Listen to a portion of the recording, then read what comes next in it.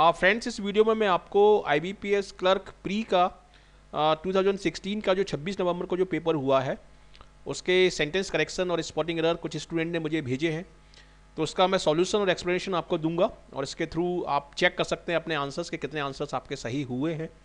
और ये वीडियो हिंदी में रहेगा, इसका इंग्लिश वर्जन भी आप डेफिनेटली देख सकते हैं। तो ये है क्वेश्चंस, कुछ स्टूडेंट ने मुझे भेजे हैं ईमेल के थ्रू और कुछ स्टूडेंट ने व्हाट्सएप पे भेजे हैं।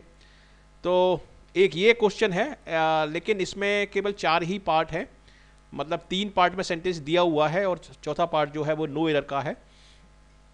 तो ये क्वेश्चन आए थे आपके फर्स्ट शिफ्ट में 26 नवंबर को जो IBPS क्लर्क का प्री एग्जाम हुआ है उसके ये क्वेश्चंस हैं। The families are living in Gulmohar park for the last 2 decades. देखिए, इस तरह के क्वेश्चंस मैंने मॉक टेस्ट में बहुत करवाए थे और सारे बेसिक क्वेश्चंस हैं। देखिए, यहाँ पर चूंकि फॉर का प्रयोग हो रहा है और फॉर और सिंस का प्रयोग हम करते हैं परफेक्ट टेंसेस में, तो इसलिए यहाँ पर इसमें आर लिविंग के स्थान पर होगा हैव बीन लिविंग। तो इसमें आपका क्वेश्चन नंबर 1 जो है इसका आंसर आपका होगा वी। ठीक है, क्योंकि यहाँ ये तो सही है, ये पार्ट आपका ए है, ये पार्ट आपका बी है, तो यहाँ पर होगा the families have been living in Gulmohar park for the last 2 decades. तो यहाँ पर आपका क्वेश्चन नंबर 1 का आंसर होगा आपका बी। ठीक है, और क्वेश्चन नंबर 2 देखिए, 2 lakhs of people attended the meeting held in parade ground। तो इसमें 2 lakhs of people की जगह आप बोलेंगे 2 lakh people, जैसे हम बोलते हैं 100 people, तो उसी तरीके से ये ऑफ नहीं आएगा, यहाँ पर ये फ्रेज गलत है इसमें, और इसमें आपका आंसर होगा ए। क्वेश्चन नंबर 2 का आंसर होगा इसमें ए। और बाकी सब अटेंडेड द मीटिंग, हेल्ड इसमें सेकंड फॉर्म और थर्ड फॉर्म है, तो पास्ट में है तो हेल्ड सही है, होल्ड, हेल्ड एंड हेल्ड, और बाकी सारी चीज़ें सही हैं इसमें, केवल यही पार्ट एक गलत है इसमें, तो यही इसका आंसर होगा।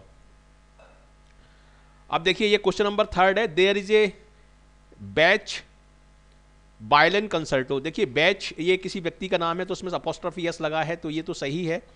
कंसर्टो एक सोलो परफॉर्मेंस होती है, उसको हम कंसर्टो बोलते हैं। वैसे नॉर्मली कंसर्ट होता है, लेकिन सोलो परफॉर्मेंस जिसमें दी जाती है उसको हम कंसर्टो बोलते हैं। On the radio at 6 PM this evening. तो इसमें चूंकि रेडियो एक जनरल सेंस में हम बात कर रहे हैं, एक पर्टिकुलर रेडियो पर ये टेलीकास्ट नहीं होगा, ये सभी रेडियो पर आएगा, तो इसलिए इसमें दा का कोई काम नहीं है, और इसमें आपका जो आंसर होगा वो होगा बी। ठीक है, ये 6 PM से पहले एट लगा है, दिस इवनिंग सही है, बाकी सारी चीज़ें सही हैं इसमें, केवल ये इसमें गलत है। और क्वेश्चन नंबर 3 का जो आंसर होगा वो होगा बी। अब देखिए, ये है question number 4, lay your books aside and lay down to rest. देखिए, ले का मतलब होता है जैसे लेइंग द फाउंडेशन, आधारशिला रखना।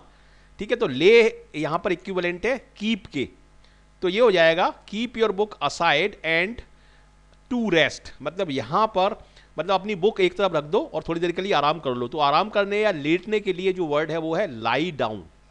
चूंकि यहाँ पर 2 लगा हुआ है तो 2 से पहले यहाँ पर फर्स्ट फॉर्म आएगी, और फर्स्ट फॉर्म होती है लाई, ले सेकंड फॉर्म होती है, लेकिन रखने के सेंस में ले फर्स्ट फॉर्म होती है। ये काफ़ी कंफ्यूजिंग है, ठीक है, क्योंकि इसके कई मीनिंग है। लाई का मतलब झूठ बोलना भी होता है, लाई का मतलब लेटना भी होता है, और लाई का मतलब और ले का मतलब आधारशिला रखना भी होता है। तो यहाँ पर ये फर्स्ट फॉर्म है, ये ले फर्स्ट फॉर्म है। ठीक है, लेड और लेइंग ये इसकी सेकेंड और थर्ड फॉर्म हो जाएंगी। तो ले योर बुक असाइड मतलब अपनी बुक को एक तरफ रख दो, and lie down to rest, इस तरह से होगा ये सेंटेंस।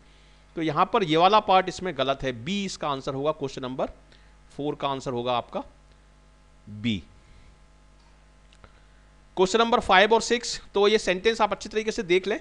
इसी तरीके का सेंटेंस आपके 27 तारीख को आपका जो पेपर है और 1 और 3 तारीख को जो पेपर है उनमें भी इसी तरह के क्वेश्चन आपके आएंगे। We went with Guptas to a movie called Deewar, मतलब हम गुप्ता फैमिली के साथ दीवार फिल्म देखने गए।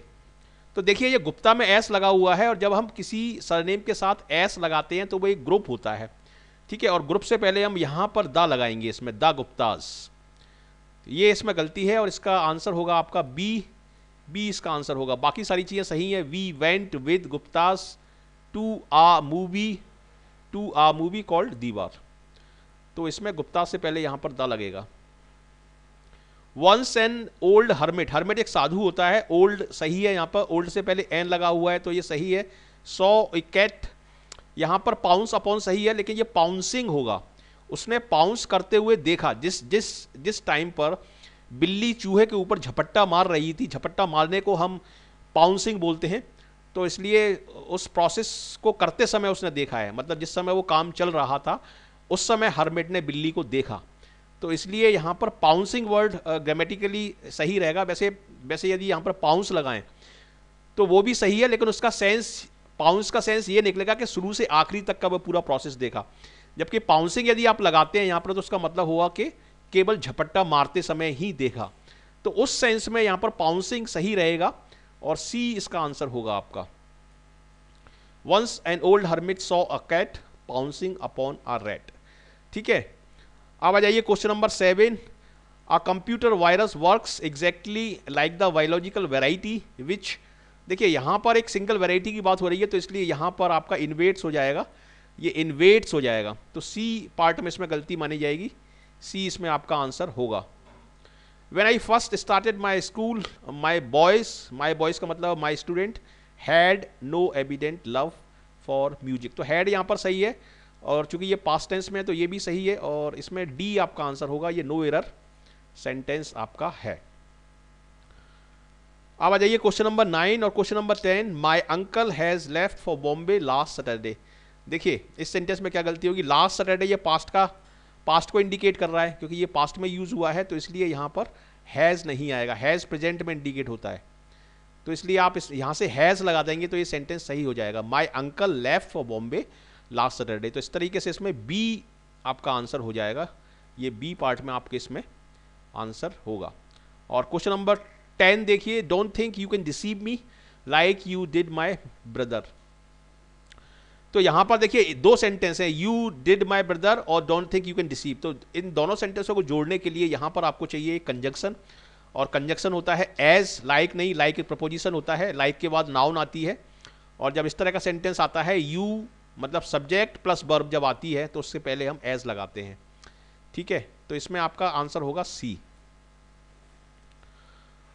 तो ये 10 क्वेश्चन के मैंने आंसर दे दिए हैं आपको, इनको आप देख लें, इनको चेक कर लें। किसी भी क्वेश्चन के आंसर में आपको कोई भी ऑब्जेक्शन है तो पूरा क्वेश्चन लिख के भेजिए, और उसका जस्टिफिकेशन भी दीजिए कि सर इसका आंसर ये होना चाहिए, आपके आंसर में मुझे डाउट है लेकिन मेरे हिसाब से यही इसके सही आंसर हैं। यदि आपको डाउट है तो डेफिनेटली आप भेजिए, आपका स्वागत है, कमेंट में लिख के, और पूरा जस्टिफिकेशन लिखिए कि सर इस तरह से ये सेंटेंस ज़्यादा अच्छे तरीके से सही हो सकता है। तो ये मैंने सारे आंसर इसमें बताए हैं।